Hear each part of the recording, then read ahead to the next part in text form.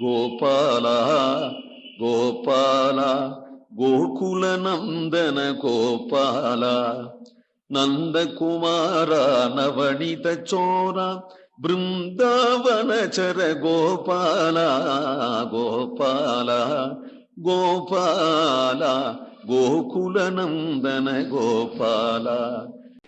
ஒன்றும் அறிவொன்றில்லாத ஒருவரை கோபாலர் தங்கள் கன்றுகால் மாறுமா போலே கன்னியிருந்தாளை கொண்டு நன்றும் கிரி செய்து போனான் நாராயணன் செய்த தீமை என்றும் எமர்கள் குடிக்கோர் ஏற்று சொலாயிடும் கொலோம். இந்த கோபாலர்கள் இடையர்களுக்கு கபடு சூதே தெரியாது, அவர்களுக்கு ஒண்ணுமே தெரியாது. அறிவொன்றில்லாத ஆய்குலம் அப்படிங்கிறார். அறிவொன்றில்லாத குருவரை கோபாலர் தங்கள், அதுல நாங்கள்லாம் தங்க மெடல் வாங்கினவர்கள். எதுல என்னால் இதுகளுக்கு ஒன்றும் அறிவு இல்லாத கோணார்கள் அப்படிங்கிற விஷயத்துல பிரசித்தி பெற்றவர்கள்.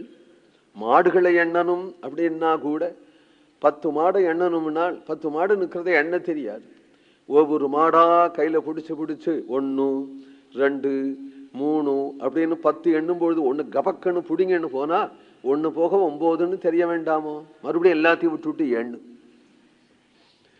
அது எண்ண தெரியலன்னா கொம்பை பார்த்து எண்ணி விட்டு 2 கொம்பு தோண 2 எண்ணி விட்டு ஆக 20 இருக்க, நம்மகிட்ட 10 மாடு தானே உண்டு என்று சொல்லக்கூடிய குடும்பமா.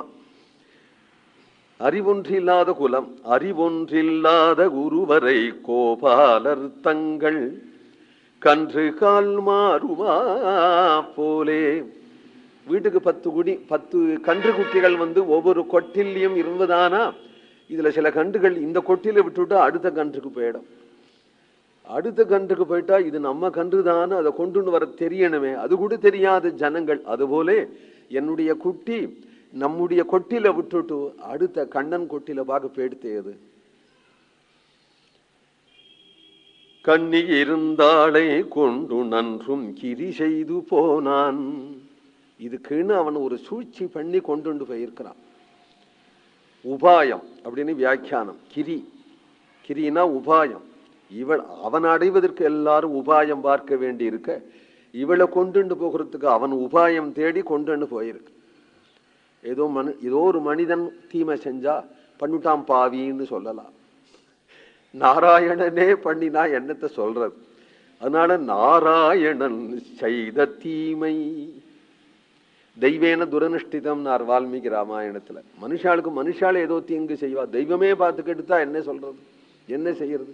தெய்வமேன்னு சொல்ல முடியாது. தெய்வமே பார்த்து கெடுத்தா தெய்வமேன்னு சொல்ல முடியுமா? நாராயணன் செய்த தீமை என்றும் எமர்கள் குடிக்கோர். என்ன ஆச்சுன்னா, ஏதோ கண்ணியமா மாடு மேய்ப்போம், ஏதோ பால் கறப்போம், வெண்ணெய் விற்போம், கண்ணியமா இருப்போம் அப்படின்னு இருக்கக்கூடிய ஏழை குடித்தனமா இருந்தாலும் எங்களுடைய ஆயர் குடிக்கு பெரும் பழியை ஏற்படுத்திட்டு போயிட்டோம்.